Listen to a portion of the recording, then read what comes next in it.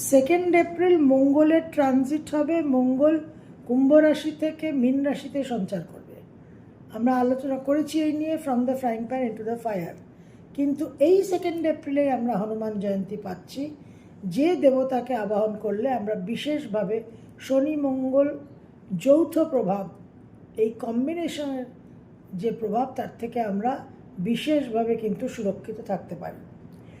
তো হনুমানজির যে সমস্ত পাঠ আছে, হনুমান চালিসা, সুন্দরকাণ্ড, বজরং বান, হনুমান বাহুক, সংকট মোচন, এগুলো তো করবেনই। তার সঙ্গে গত ভিডিওতে আমি আপনাদের রাম রক্ষা কবচের কথা বলেছি।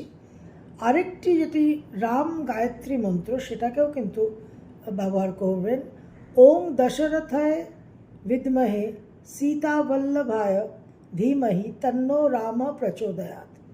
ওং দশরথায় বিদ্মহে সীতাবল্লভায় ধীমহি তন্নো রাম প্রচোদয়াৎ।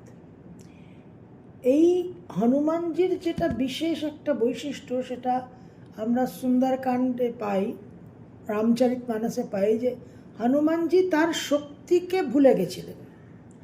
জামবন্ত তার শক্তি কথা তাকে মনে করিয়ে দেন।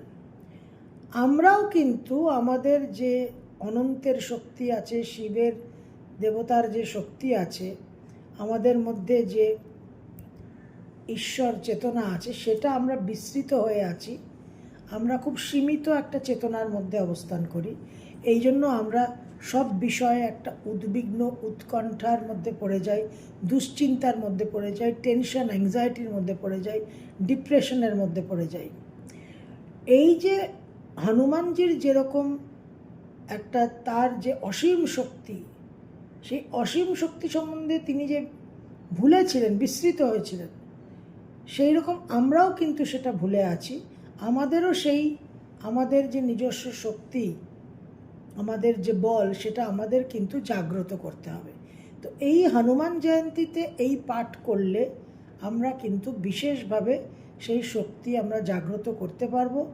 এবং অতি অবশ্যই 2 এপ্রিলের যে মার্সের ভেরি ডিফিকাল্ট ট্রানজিট, কালপুরুষের রাশিচক্রের দ্বাদশে শনি মঙ্গল, হাইলি ডিস্ট্রাকটিভ, বহু রাশি লগ্নের জন্য একেবারে খুব ফেটাল।